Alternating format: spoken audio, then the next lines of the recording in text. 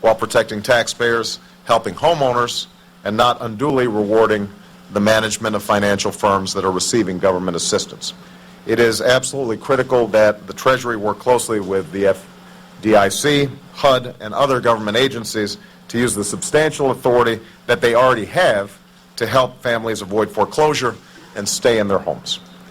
Finally, as we monitor and address these immediate economic challenges, we will be moving forward in laying out a set of policies that will grow our middle class and strengthen our economy in the long term. We cannot afford to wait on moving forward on the key priorities that I identified during the campaign, including clean energy, health care, education, and tax relief for middle-class families. My transition team will be working on each of these priorities in the weeks ahead, and I intend to reconvene this advisory board to discuss the best ideas for responding to these immediate problems. Let me close by saying this. I do not underestimate the enormity of the task that lies ahead.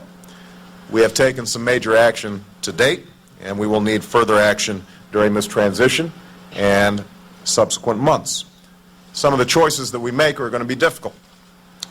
And I have said before, and I will repeat again, it is not going to be quick, and it is not going to be easy for us to dig ourselves out of the hole that we are in. But America is a strong and resilient country, and I know we will succeed if we put aside partisanship and politics and work together as one nation. That's what I intend to do. With that, let me open it up for some questions, and I'm going to start right here with you, Nedra. Thank you, Mr. President-elect. I wonder what you think any president can accomplish during their first 100 days in office to turn the economy around. How far can you go, and what will be your priorities on day one? Well, I think that a new president can do an enormous amount to restore confidence, to move an agenda forward that speaks to the needs of the economy and the needs of middle-class families all across the country. I've outlined during the course of the campaign some critical issues that I intend to work on.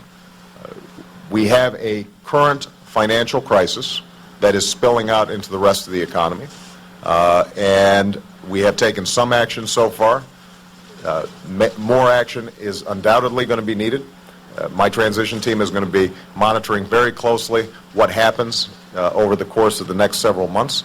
The one thing I can say with certainty is that we are going to need to see a stimulus package passed, either before or after inauguration. We are going to have to focus on jobs because the hemorrhaging of jobs has an impact, obviously, on consumer confidence and the ability of people to buy goods and services, and can have enormous spillover effects.